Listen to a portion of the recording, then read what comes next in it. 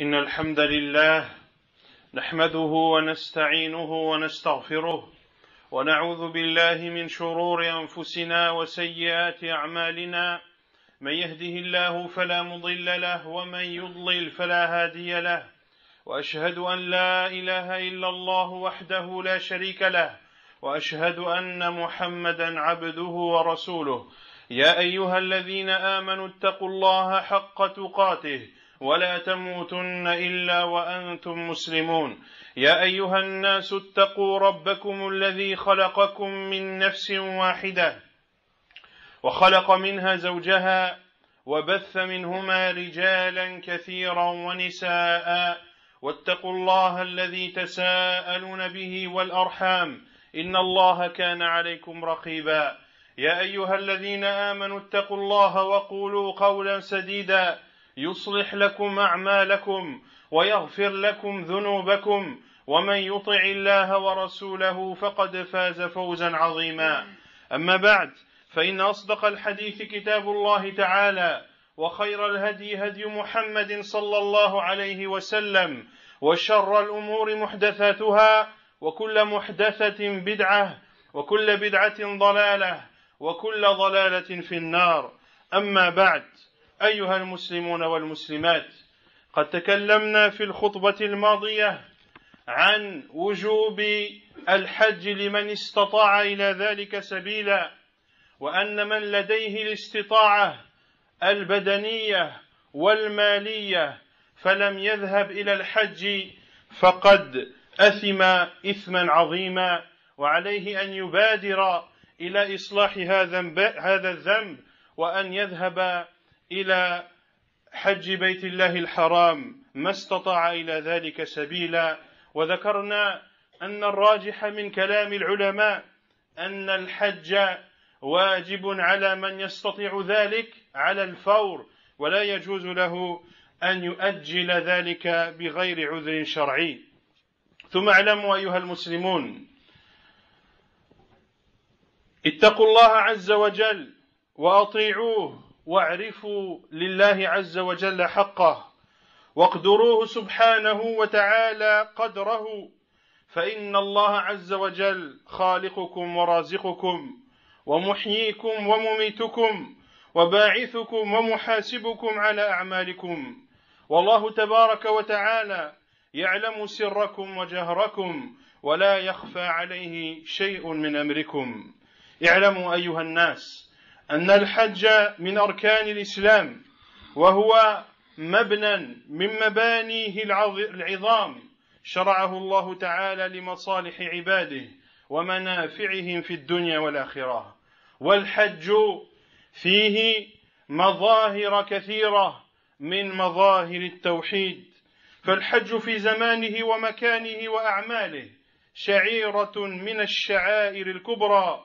ومظهر من مظاهر توحيد الله ونبذ الشرك والوثنية فزمانه من الله تعالى وليس من البشر قال الله تعالى الحج أشهر معلومات ومكان الحج بقعة مباركة باركها الله عز وجل وفضلها على سائر البقاع وأمر عباده أن يفدوا إليها من فجاج الأرض حجاجا ومعتمرين وزائرين قال تعالى وأذن في الناس بالحج يأتوك رجالا وعلى كل ضامر يأتين من كل فج عميق والحج أيها المسلمون والمسلمات في أعماله وشعائره مبني على توحيد الله وطاعته فالحاج يخرج من بلده ويفارق أهله وولده ولا يدري أيرجع إليهم أم يموت بعيدا عنهم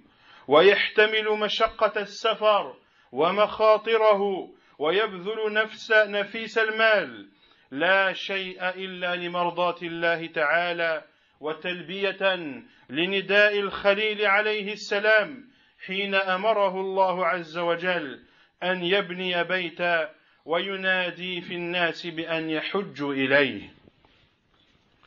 Chers musulmans et musulmanes, nous avions expliqué la semaine dernière l'obligation du pèlerinage, que c'est un des piliers, parmi les piliers de l'islam, et que celui qui avait la possibilité financière et la possibilité physique d'accomplir le pèlerinage, alors cela est un devoir pour lui qu'il doit mettre en pratique sur le champ.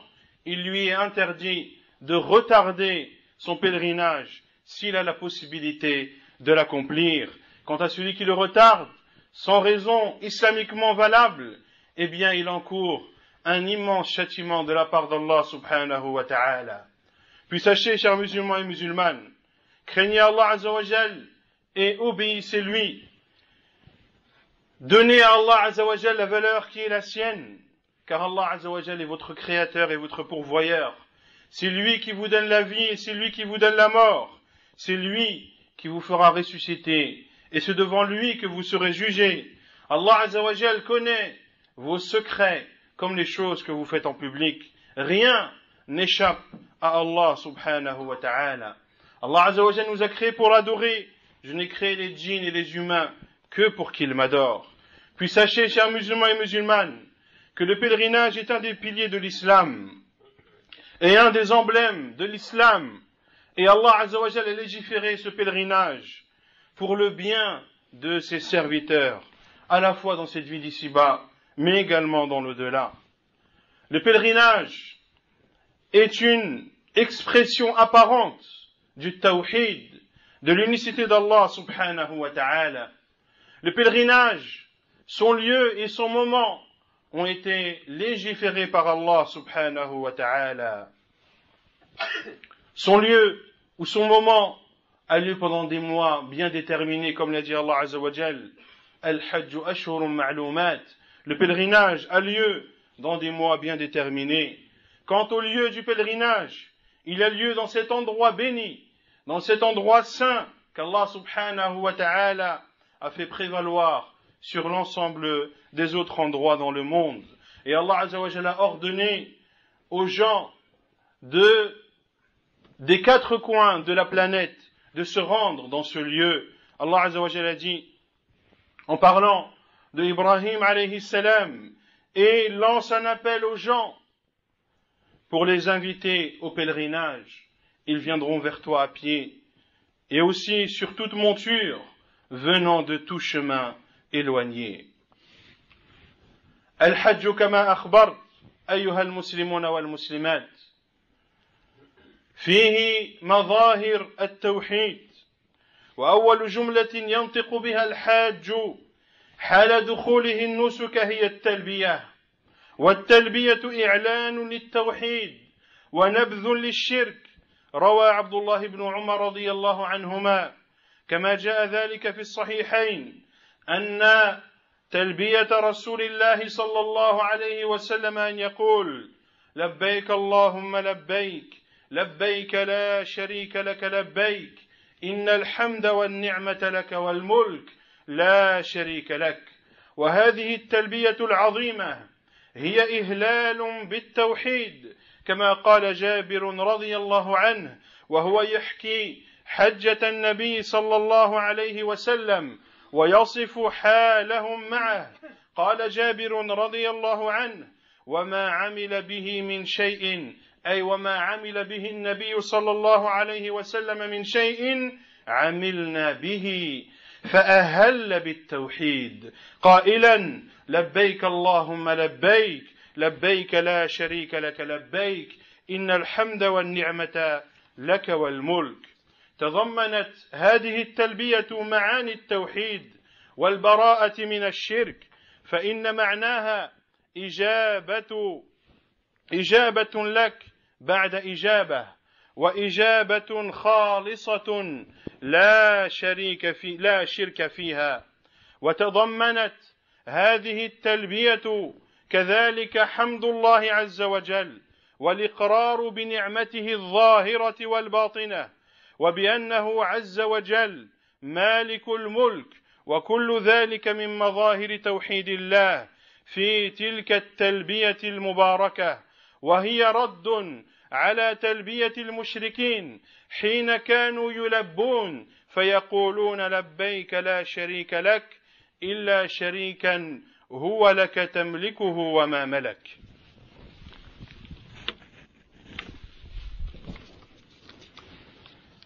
La première phrase que prononce le pèlerin lorsqu'il entre dans son rite, c'est de prononcer la talbiyah. Cette talbiyah qui est une proclamation de l'unicité d'Allah Azza wa Jal et une condamnation du shirk. Abdullah ibn Umar radiyallahu anhuma a dit que la talbiyah du prophète sallallahu alayhi wa sallam était de dire labbaik Allahumma labbaik, labbaik la sharika laka labbaik, innal hamda wal ni'mata laka wal mulk, la sharika lak. La talbiyah du prophète sallallahu alayhi wa sallam était de dire me voilà ô Seigneur, me voilà, tu n'as pas d'associé, me voilà. En vérité, la louange et la grâce t'appartiennent, ainsi que la royauté. Tu n'as point d'associé. Cette formule de talbiyah, qui est une proclamation du tawhid, Jabir radiyallahu anhu, lorsqu'il a décrit le pèlerinage du prophète sallallahu alayhi wa sallam, en ce hadith authentique apporté par Muslim, il dit radiyallahu anhu, et le prophète sallallahu alayhi wa sallam n'a pas fait une chose sans que nous ayons fait la même. Puis, il a proclamé le tawhid. Comment a-t-il proclamé le tawhid? En prononçant la talbiyah que je viens précédemment de citer. Cette talbiyah qui contient l'expression du tawhid et la condamnation du polythéisme. Et sa signification est: nous te répondons, ô Allah, après t'avoir déjà répondu, nous te répondons de façon sincère, sans prendre avec toi d'associé. De même que cette talbiyah contient la louange à Allah subhanahu wa ta'ala et le fait d'admettre les bienfaits d'Allah azza wa jal sur nous, que ces bienfaits soient apparents ou cachés, et qu'Allah azza wa jal est celui qui détient toutes choses, et cette talbiyah est aussi une réponse à la talbiyah des polythéistes, qui eux aussi accomplissaient le pèlerinage, mais disaient dans leur formule labbaik la sharika lak, nous répondons à ton appel sans prendre avec toi d'associé, sauf un associé que tu possèdes. Et ceci est le shirk, ceci est le polythéisme, le fait d'adorer Allah azza wa jal, d'adorer autre qu'Allah avec Allah subhanahu wa ta'ala. ثم اعلموا أيها المسلمون إذا تأمل المتأمل مناسك الحج والعمرة بأقوالها وأفعالها فسيجد أن لها ارتباطا وثيقا بتوحيد الله، فهي أعمال يعملها المسلم انطلاقا من إيمانه بالله وتوحيده عز وجل منذ خروجه من بلده إلى رجوعه بعد أداء مناسكه. وإذا بلغ الحاج البيت الحرام استحضر وهو يرى الكعبة أن باني البيت بأمر الله تعالى وهو إبراهيم عليه السلام الذي كان إماما في دعوته إلى الحنيفية، والحنيفية هي التوحيد، حتى نسبت إليه عليه السلام، حيث قال تعالى إن إبراهيم كان أمة قانتا لله حنيفا ولم يكن من المشركين. وأمر الله عز وجل عباده باتباعها فقال سبحانه فاتبعوا ملة إبراهيم حنيفا وما كان من المشركين. كما يستحضر أن إبراهيم عليه السلام قد شيد البيت على التوحيد، كيف وهو من دعا الله عز وجل قائلا رب اجعل هذا البلد آمنا واجنبني وبني أن نعبد الأصنام. فإذا استحضر المسلم هذا المعنى العظيم وهو يرى البيت الحرام لم يشرك مع الله تعالى آلهة أخرى، ولذا فإنه يبتدئ طوافه بالبيت بذكر اسم الله تعالى وتكبيره، وهذا من إعلان التوحيد في بداية الطواف، وهو يطوف حين يطوف بالكعبة تعظيما لله، لأن الله تعالى جعل الطواف بالكعبة عبادة وقربة يتقرب بها المؤمنون إليه، بل يطوفون بها لأن الله تعالى أمرهم بذلك، وقضى سبحانه وتعالى بأن الطواف بها من شعائره سبحانه ومن مناسك الحج والعمرة التي كتبها على عباده، وليطوفوا بالبيت العتيق. ولذا أيها المسلمون والمسلمات كان الطواف بها قربة إلى الله، وكان الطواف بأي بناء على وجه التعبد يكون ذلك شركا بالله، فما أعظم هذا المعنى من معاني التوحيد، وقد غفل عنه كثير من الناس. عن عائشة رضي الله عنها قالت: قال رسول الله صلى الله عليه وسلم: إنما جعل الطواف بالبيت وبين الصفا والمروة ورمي الجمار لإقامة ذكر الله، كما جاء ذلك في سنن أبي داود. ولو فقه المسلمون هذا المعنى العظيم لما كان في كثير من بلاد المسلمين قبور وأضرحة تعبد من دون الله، فيطاف بها وينذر لها ويدعى عندها ويصرف لها ما لا يجوز صرفه إلا لله عز وجل من المحبة والتعظيم والخوف والرجاء، فما أشد غربة التوحيد في كثير من بلاد المسلمين.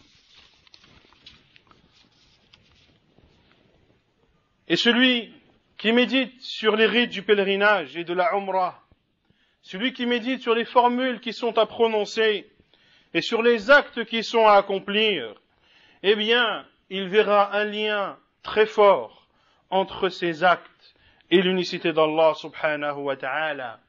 Car le musulman tout d'abord accomplit ses actes, car il a la foi en Allah azza wa jal, et il considère Allah subhanahu wa ta'ala comme sa seule et unique divinité. Le pèlerin, lorsqu'il arrive à la maison sacrée, en voyant la Kaaba, il se remémore que cette Kaaba a été construite par un ordre d'Allah subhanahu wa ta'ala, a été construite car Allah subhanahu wa ta'ala en a donné l'ordre à son prophète et son ami intime, Ibrahim alayhi salam, qui était un guide, qui était un imam dans le tawhid, au point que l'appel au tawhid est porté, ou l'étendard du tawhid est porté par Ibrahim alayhi salam. Allah azza wa jal a fait ses éloges dans son noble livre. Ibrahim était une ummah, il était soumis à Allah, voué exclusivement à lui, et il n'était point du nombre des polythéistes. Et Allah azza wa jal a dit également, on nous a ordonné de suivre la religion d'Ibrahim. Suivez donc la religion d'Ibrahim, le pur monothéiste. Il n'était point des associateurs. Celui qui voit la Kaaba se remémore que cette Kaaba n'a été érigée et construite que pour qu'Allah subhanahu wa ta'ala soit adoré seul. Car Ibrahim alayhi salam, qui est le bâtisseur de cette Kaaba, a invoqué Allah azza wa jalla en disant: ô Allah, fais de cette ville une ville en sécurité et préserve-moi ainsi que mes enfants d'adorer les statues. Celui qui se remémore tous ses sens en voyant la Kaaba ne peut adorer une autre divinité avec Allah. Et le pèlerin, lorsqu'il commence ses tournées autour de la Kaaba, il commence son tawaf en prononçant le nom d'Allah et en proclamant la grandeur d'Allah subhanahu wa ta'ala. Et ceci est une expression du tawhid dès le début du tawaf. Il tourne autour de la Kaaba car Allah subhanahu wa ta'ala a ordonné à ses serviteurs de faire les tournées autour de la Kaaba et c'est pour les musulmans et les croyants un moyen qui leur permet de se rapprocher d'Allah subhanahu wa ta'ala. Ils tournent autour de la Kaaba, car Allah azza wa jal leur a ordonné de tourner autour de celle-ci. Il dit azza wa jal, et qu'ils tournent autour de la maison antique, autour de la maison ancienne. Ainsi, de faire les tournées autour de la Kaaba est un moyen de se rapprocher d'Allah azza wa jal. Et tout autre édifice autour duquel l'on tourne dans l'intention d'adorer, ceci est considéré comme du polythéisme. Aïcha radiallahu anha a dit, le prophète sallallahu alayhi wa sallam a dit, le tawaf autour de la maison, les allées et venues entre les monts As-Safa et Al-Marwa, de même que la lapidation des stèles, n'ont été instaurées que pour proclamer et pour évoquer le nom d'Allah subhanahu wa ta'ala. Ainsi, si les musulmans comprenaient, si les musulmans raisonnaient et réfléchissaient sur tous ces sens immenses que renferme le pèlerinage, eh bien, il n'y aurait pas dans la majeure partie des pays musulmans, il n'y aurait pas là-bas des tombes ou des mausolées qui sont adorés en dehors d'Allah, autour desquels on tourne en dehors de la Kaaba, des tombes et des mausolées, pour qui des vœux ou vers qui des vœux sont dirigés, vers lesquels des invocations sont invoquées en dehors d'Allah azza wa jal, des tombes et des mausolées à qui l'adoration qui est exclusive à Allah azza wa jal a été vouée, comme l'amour, comme le fait d'immensifier, comme la peur et l'espérance. أقول قولي هذا وأستغفر الله.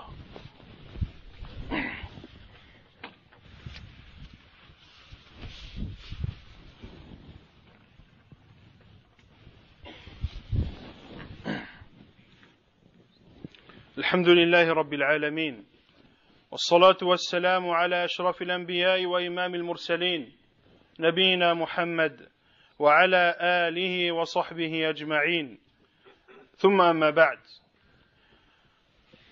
وبعد الطواف يرقي الحاج على الصفا ليبتدي سعيه فيعلن فوقه التوحيد لله عز وجل.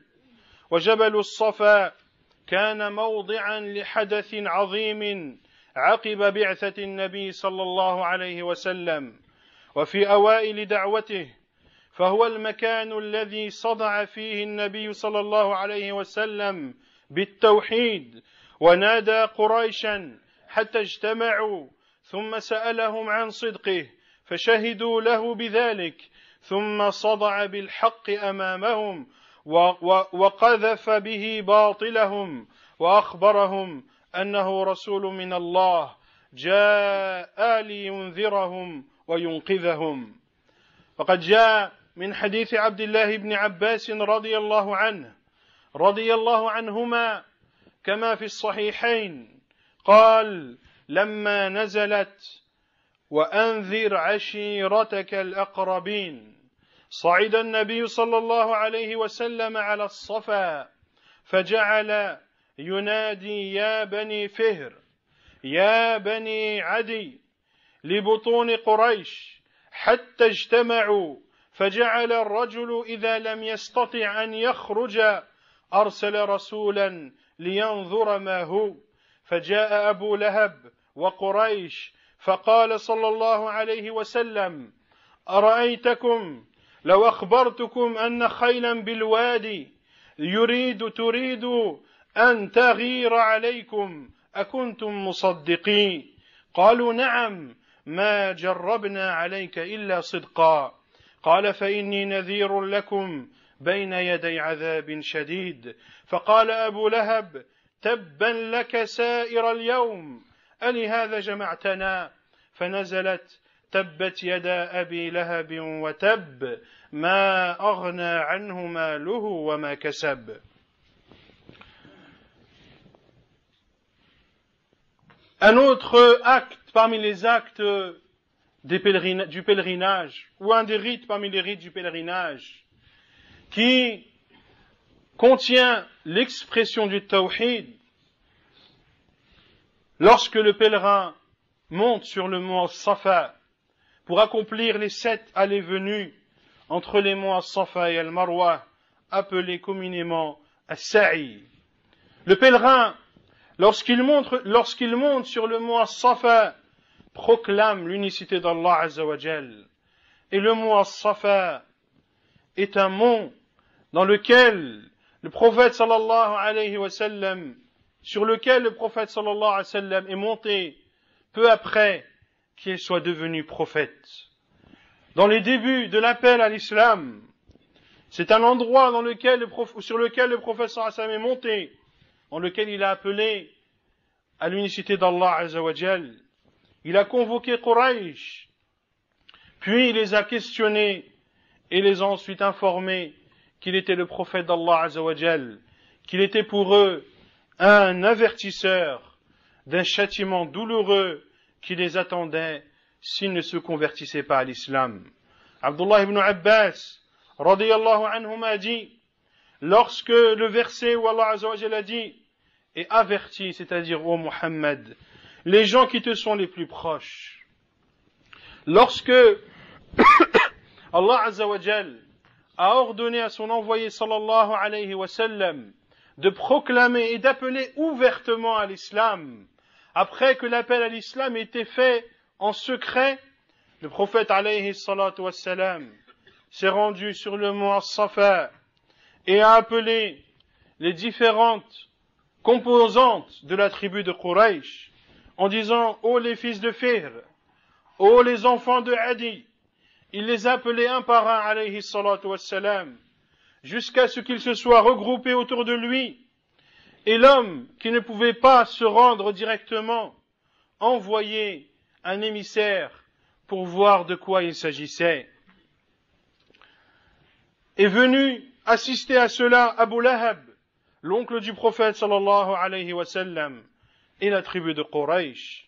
Le prophète alayhi salatu wassalam a commencé en leur disant « Voyez-vous, si je vous informe qu'il y a des cavaliers qui veulent vous combattre et qui avancent du côté de cette vallée, me croirez-vous » Ils ont dit « Oui, nous n'avons vu de toi que la vérité. »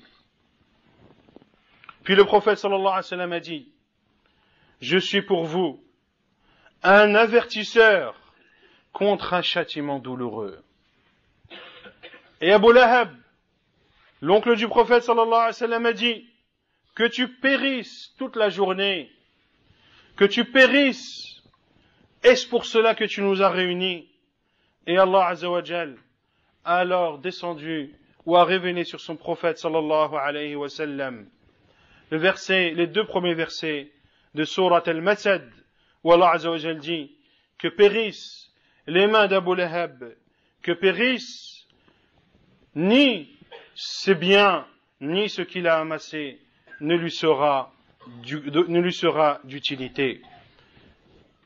Et le prophète alayhi salatu wassalam, lorsqu'il montait sur le mont Safa, lorsqu'il accomplissait la Umrah ou le Hajj, proclamait le Tawhid en disant La ilaha illallah, wahdahu la sharika lah, lahul mulku wa lahul hamd, wa huwa ala kulli shay'in qadir.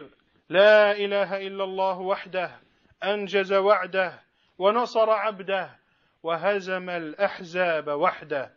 Il disait alayhi salatu wassalam, nul ne mérite d'être adoré qu'Allah seul, sans lui prendre d'associé, à lui la royauté et à lui la louange, et il est capable de toutes choses. Nul ne mérite d'être adoré qu'Allah seul, c'est lui qui a tenu sa promesse, qui a secouru son serviteur et qui a mis en déroute à lui seul subhanahu wa ta'ala les coalisés. وسنكمل إن شاء الله تعالى في الجمعة المقبلة مظاهر أخرى من مظاهر التوحيد في مناسك الحج والعمرة. نسأل الله عز وجل أن يعلمنا ما جهلنا وأن ينفعنا بما علمنا وأن يجعلنا من الذين يعبدونه عز وجل حق عبادته لا يشركون في عبادته شيئا. اللهم إنا نعوذ بك أن نشرك بك شيئا نعلمه ونستغفرك لما لا نعلمه وصلى الله وسلم وبارك على نبينا محمد وعلى آله وصحبه أجمعين وآخر دعوانا أن الحمد لله رب العالمين. إن الحمد لله نحمده ونستعينه ونستغفره ونعوذ بالله من شرور أنفسنا وسيئات أعمالنا من يهده الله فلا مضل له ومن يضلل فلا هادي له وأشهد أن لا إله إلا الله وحده لا شريك له وأشهد أن محمدا عبده ورسوله. يا أيها الذين آمنوا اتقوا الله حق تقاته ولا تموتن إلا وأنتم مسلمون. يا أيها الناس اتقوا ربكم الذي خلقكم من نفس واحدة وخلق منها زوجها وبث منهما رجالا كثيرا ونساء واتقوا الله الذي تساءلون به والأرحام إن الله كان عليكم رقيبا. يا أيها الذين آمنوا اتقوا الله وقولوا قولا سديدا يصلح لكم أعمالكم ويغفر لكم ذنوبكم ومن يطع الله ورسوله فقد فاز فوزا عظيما. أما بعد فإن خير الكلام كلام الله وخير الهدي هدي محمد صلى الله عليه وسلم وشر الأمور محدثاتها وكل محدثة بدعة وكل بدعة ضلالة وكل ضلالة في النار. أما بعد أيها المسلمون والمسلمات، قد تكلمنا الأسبوع الماضي عن الحج وأنه شعيرة من الشعائر الكبيرة الظاهرة التي تقرب إلى الله عز وجل، وبينا أيضا أن الحج من أهم العبادات التي ترسخ التوحيد والطاعة لله عز وجل. وإن مظاهر التوحيد في الحج كثيرة، منذ أن يخرج الحاج من بيته يريد البيت الحرام إلى أن ينهي نسكه فيعود إلى بلده. وقد بينا الأسبوع الماضي أن من مظاهر التوحيد في الحج في الإحرام والإهلال، وتوحيد في الطواف والسعي. وسنرى اليوم إن شاء الله تعالى مظاهر التوحيد في منى وفي عرفات وفي مزدلفة، وتوحيد في النحر ورمي الجمار، وتوحيد بالأقوال، توحيد بالأفعال، توحيد في الحج يملأ القلوب إجلالا لله تعالى ومحبة وتعظيما وخوفا ورجاء. Le pèlerinage, cet emblème de l'islam, cet emblème apparent à travers lequel les musulmans et les pèlerins se rapprochent de leur Seigneur subhanahu wa ta'ala, cet emblème de l'islam qui fait ancrer le tawhid dans la personne et dans le cœur des musulmans. Et l'on l'a vu la semaine dernière, les différentes expressions du tawhid, de l'unicité d'Allah azza wa jal durant le pèlerinage. Et ceci depuis que le pèlerin sort de chez lui, se rendant à la maison sacrée et en accomplissant ses rites jusqu'au jour où il retourne dans son pays. C'est de l'unicité d'Allah azza wa jal du tawhid dans l'ihram, dans l'état de sacralisation, dans la talbiyah. Il y a du tawhid dans le tawaf autour de la Kaaba, dans le sa'i, les allées-venues entre les monts As-Safa et Al-Marwa. Et l'on verra aujourd'hui, Inch'Allah ta'ala, les expressions du tawhid durant Mina, durant le jour de Arafat, durant la nuit de Muzdalifa. On verra également que l'unicité d'Allah azza wa jalla est exprimée le jour du Nahr, le jour du sacrifice, et également lorsque les pèlerins lapident les différentes stèles.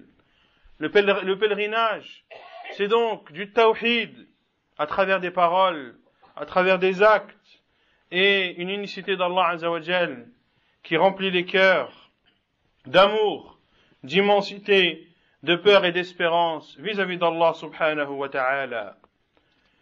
وفي منى يبيت الحجاج محرمين محرمين ليلة التاسع متأهبين ليوم عرفة يصلون في رحالهم ويقصرون صلاتهم كل ذلك طاعة لله عز وجل.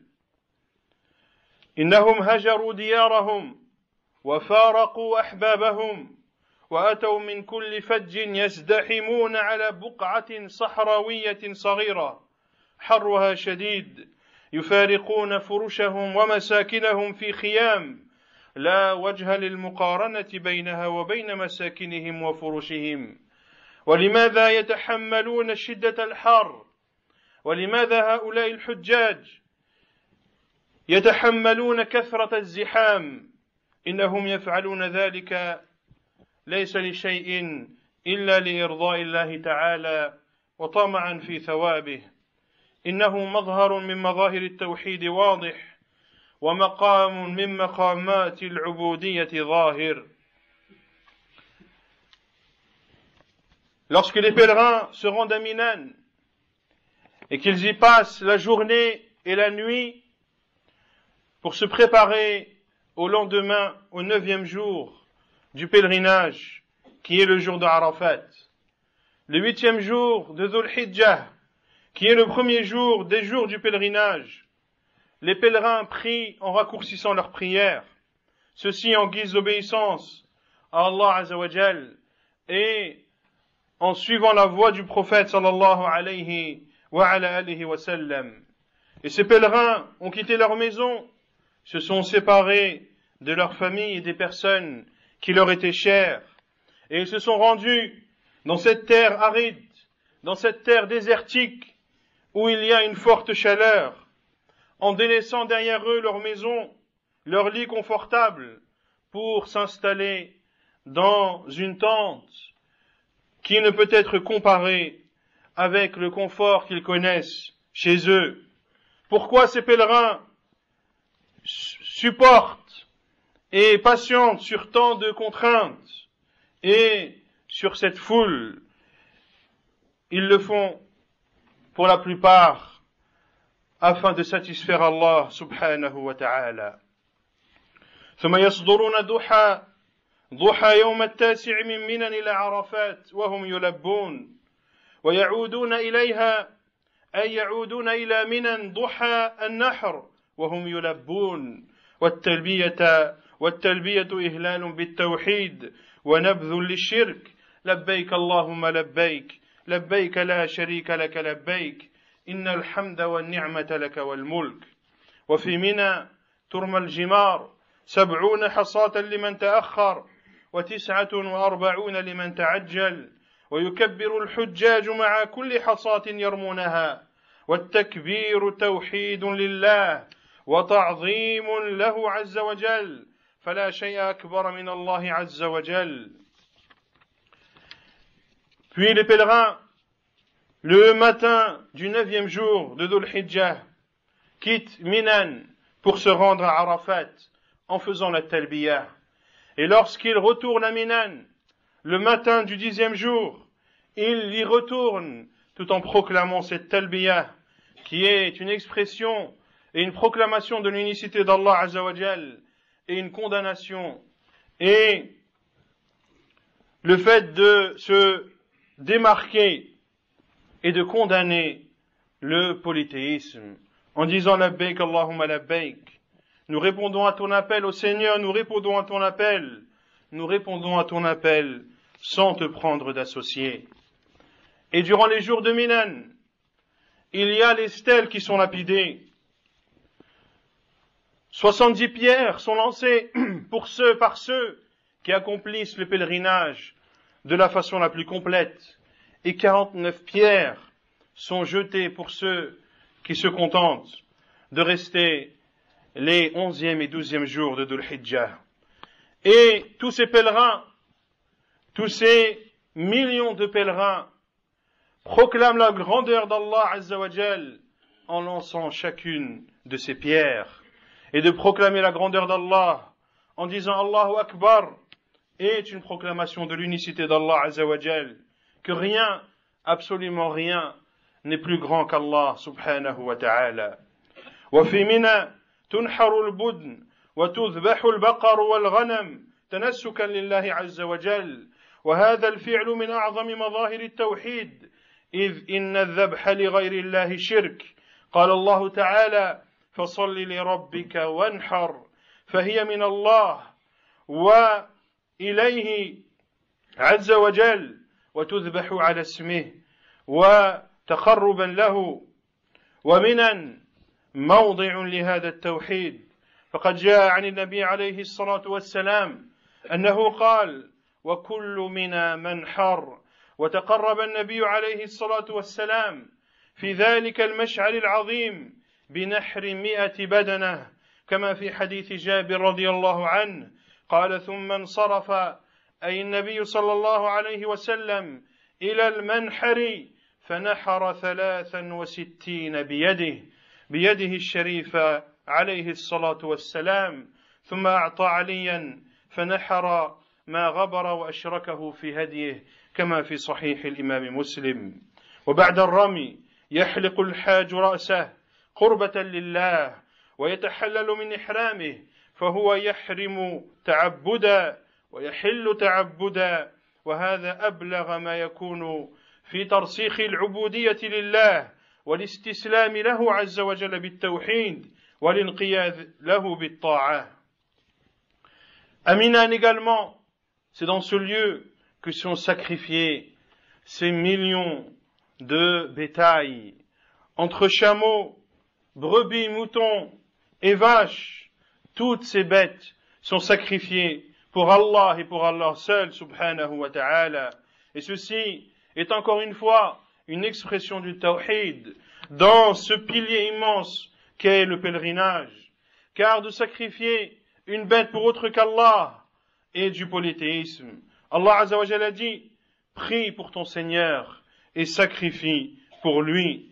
Ainsi, ce bétail provient d'Allah et c'est vers lui qu'il retourne, et c'est au nom d'Allah Azza wa Jalla que ces bétails, que ces bêtes sont sacrifiées. Ainsi, Mina est un emblème du tawhid également. Le prophète sallallahu alayhi wa sallam a dit: Mina est entièrement un endroit de sacrifice. Et le prophète alayhi salatu wassalam, dans le seul et unique pèlerinage qu'il a fait de sa vie alayhi salatu wassalam, il a sacrifié 100 chameaux alayhi salatu wassalam. Comme le rapporte Jabir radiallahu anhu, le prophète sallallahu alayhi wa sallam a apporté 100 chameaux qu'il a sacrifiés pour Allah azza wa jal, dont 63 qu'il a sacrifiés de ses propres mains alayhi salatu wassalam.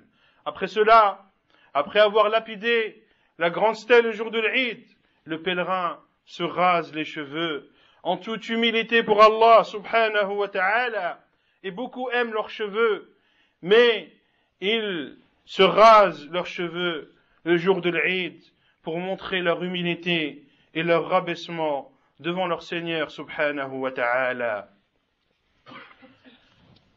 إقامة ذكر الله عز وجل بالأقوال والأفعال، بل كل مناسك الحج هذه علتها وهذه غايتها الكبرى، والذكر من أبلغ معاني التوحيد. وقد قال الله تعالى في أيام منى: واذكروا الله في أيام معدودات. وفي أيام التشريق يرمي الحاج الجمار الثلاث ويدعو طويلا بعد جمرة الصغرى وبعد الوسطى، ولا يدعو بعد الكبرى. وهذا الدعاء في هذين الموضعين من سنن النبي عليه الصلاة والسلام، كما روى ذلك ابن عمر رضي الله عنهما. ومعلوم أن الدعاء من أخص خصائص التوحيد، فلا يجوز أن يصرف منه شيء لغير الله. وقد جاء في الحديث أن النبي عليه الصلاة والسلام قال: الدعاء هو العبادة. وقد ذم الله المشركين حين دعوا غيره في الرخاء ودعوه في الشدة، كما قال عز من قائل: فإذا ركبوا في الفلك دعوا الله مخلصين له الدين فلما نجاهم إلى البر إذا هم يشركون. ولو أن الحجاج استشعروا هذا المعنى العظيم من معاني الحج ونقلوا هذا التوحيد إلى ديارهم لاضمحلت مظاهر الشرك من بلدان المسلمين، فلا يعظمون إلا الله ولا يدعون غيره ولا يتبركون بأحد من البشر ولا يطوفون بالمشاهد والقبور ولا يبنون عليها ولا يدعون عندها ولا يذبحون بساحتها، فكل هذا من الشرك الذي لا يرضاه الله عز وجل.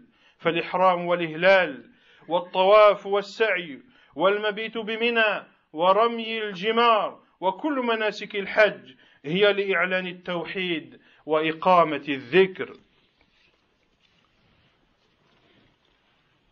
Le pèlerinage, ce sont donc des paroles et des actes. Et tous les rites du pèlerinage ont pour but de proclamer, d'évoquer le nom d'Allah Azza wa Jal et de proclamer son unicité. Allah Azza wa Jal a dit en parlant des jours de Mina dans Surat Al-Baqarah, le verset 203, et évoquez le nom de votre Seigneur pendant des jours bien déterminés, qui sont Ayyam al-Tashriq dans ce verset. Durant ces 3 jours de Ayyam al-Tashriq, le pèlerin lapide les 3 stèles. Après avoir lapidé la petite, il invoque longuement Allah Azza wa Jal. Après avoir lapidé la moyenne stèle de 7 pierres, il se met sur le côté et invoque Allah Azza wa Jal. Et après avoir lapidé la grande stèle, il s'en va retourner dans sa tente, car ainsi a fait le prophète sallallahu alayhi wa sallam. Ces invocations qui font partie intégrante du pèlerinage, cette invocation qui est sans aucun doute l'adoration par laquelle le tawhid est le plus exprimé. Allah, le prophète sallallahu alayhi wa sallam a dit, l'invocation c'est l'adoration. Et il est interdit d'invoquer quiconque en dehors d'Allah Azza wa Jal. Et Allah Azza wa Jal a critiqué ces polythéistes qui, lorsqu'ils se trouvaient dans des situations difficiles et périlleuses, invoquaient Allah Azza wa Jal seul. Mais lorsqu'ils retrouvaient leur sérénité, lorsqu'ils retrouvaient le salut, alors ils s'en vont invoquer autre qu'Allah subhanahu wa ta'ala, comme le dit Allah Azza wa Jal dans Surat Al-Ankabut, le Surat les araignées, le verset 65, quand ils tombent en bateau, quand ils montent en bateau, ils invoquent Allah, lui vouant un culte une fois qu'il les a sauvés. C'est-à-dire des dangers de la mer, en les ramenant sur la terre ferme, voilà qui lui donne des associés. Si les pèlerins méditaient sur toutes ces expressions du tawhid dans le pèlerinage, s'ils profitaient de tous ces enseignements, ils retourneraient dans leur pays en abolissant toute forme de polythéisme, en immensifiant qu'Allah Azza wa Jal, en invoquant que lui Azza wa Jal, en espérant la bénédiction que de lui, subhanahu wa ta'ala, en condamnant tous ceux qui vénèrent des tombes, tous ceux qui tournent autour de celles-ci, tous ceux qui construisent des édifices sur ces tombes, ceux qui invoquent les occupants de ces tombes, ceux qui apportent des bêtes pour les sacrifier à proximité de ces tombes. Tout ceci est du polythéisme qu'Allah Azza wa Jal n'agrée pas et qu'Allah Azza wa Jal ne pardonnera jamais pour celui qui meurt dans cet état. Ainsi, chers musulmans et musulmanes, l'état de sacralisation, la talbiyah, le tawaf, le sa'i, les allées-venues entre Safa et le Marwa, la station Amina, le fait de lapider les stèles et tous les autres rites du pèlerinage ne sont qu'une expression, une proclamation du tawhid et une évocation du nom d'Allah subhanahu wa ta'ala. أقول قولي هذا وأستغفر الله.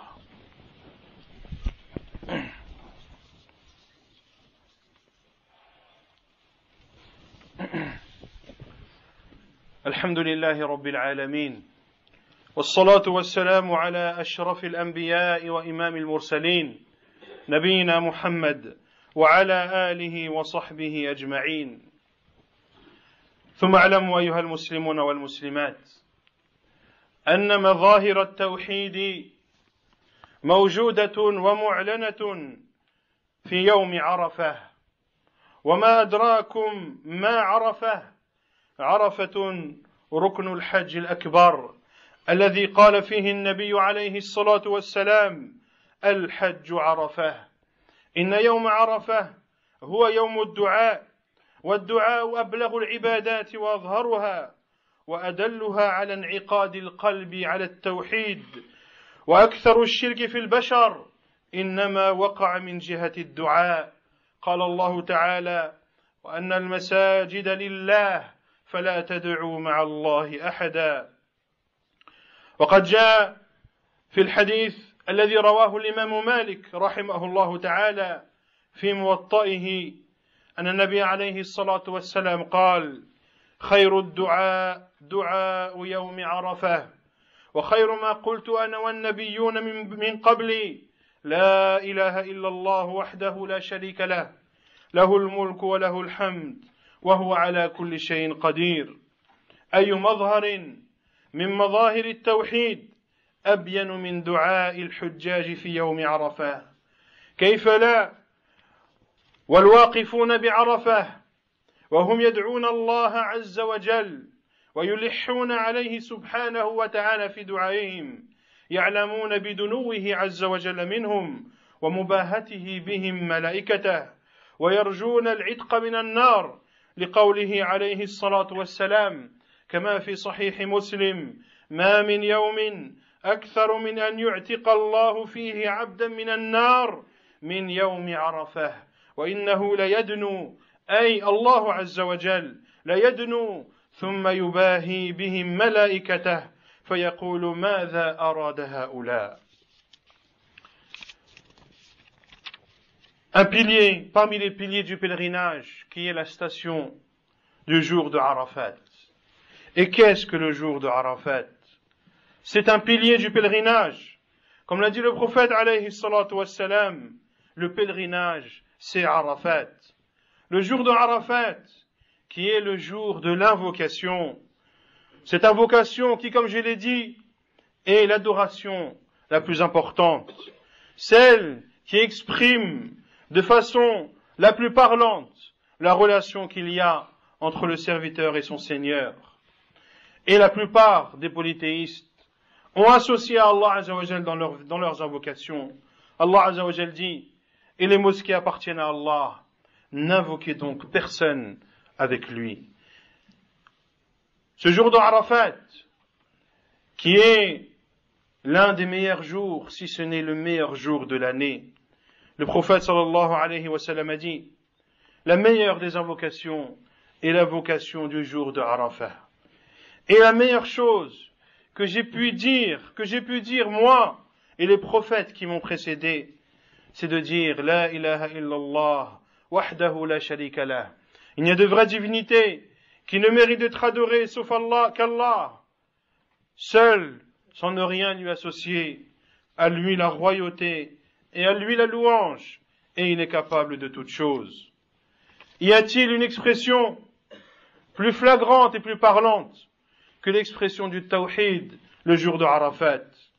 Ces personnes, ces pèlerins qui se trouvent dans cet endroit, et c'est l'endroit, le seul endroit du pèlerinage dans lequel l'ensemble des pèlerins doivent être présents, tous, ensemble et en même temps. Ces personnes qui toutes lèvent leurs mains au ciel en invoquant Allah subhanahu wa ta'ala, ces millions de personnes qui savent la proximité d'Allah Azza wa Jal durant ce jour, et qu'Allah Azza wa Jal fait leurs éloges auprès des anges, des personnes et des pèlerins qui lèvent leurs mains au ciel en espérant qu'Allah Azza wa Jal les préserve de l'enfer, car ils connaissent la parole du prophète sallallahu alayhi wa sallam, rapportée par l'imam Muslim dans son Sahih.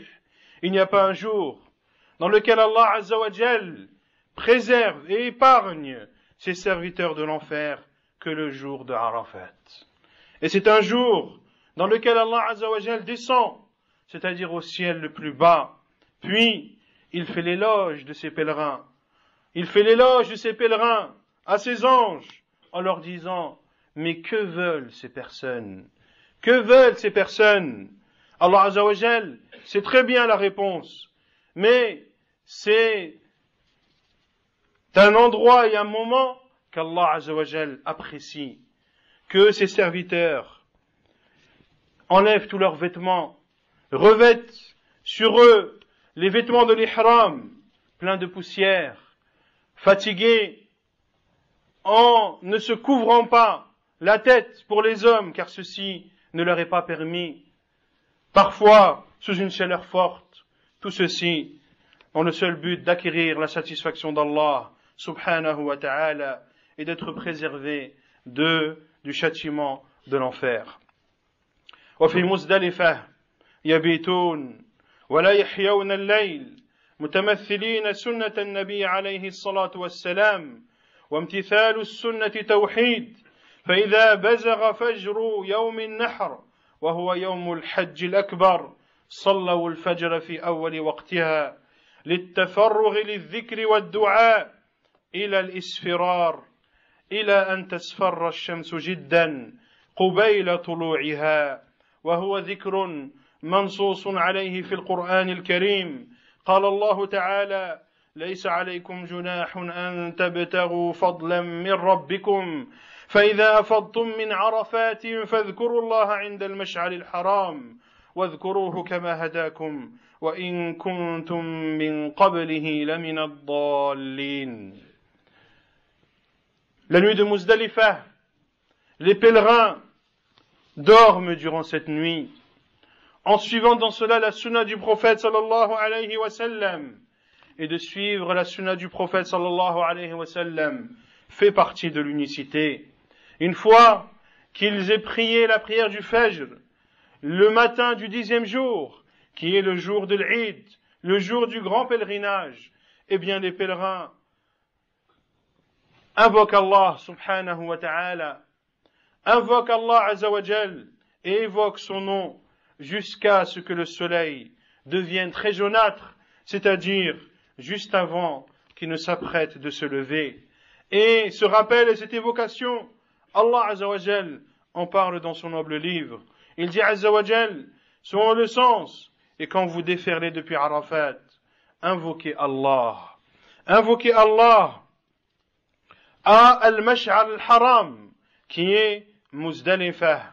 Invoquez Allah azza wa jal et évoquez le nom d'Allah comme il vous a guidé auparavant, vous qui auparavant faisiez partie des égarés. نسأل الله عز وجل أن يوفقنا لما يحبه ويرضاه. نسأل الله عز وجل أن يجعلنا من الموحدين. اللهم اجعلنا ممن يوحدونك. اللهم اجعلنا ممن يعبدونك وحدك لا شريك لك. اللهم إنا نعوذ بك أن نشرك بك شيئا نعلمه ونستغفرك لما نعلمه. اللهم وفق الحجاج إلى بيتك الحرام. اللهم وفقهم لإقامة حجهم على توحيدك وإعلانا لتوحيدك ونبذا للشرك إنك سبحانك ولي ذلك والقادر عليه. وصلى الله وسلم وبارك على نبينا محمد وعلى آله وصحبه أجمعين وآخر دعوة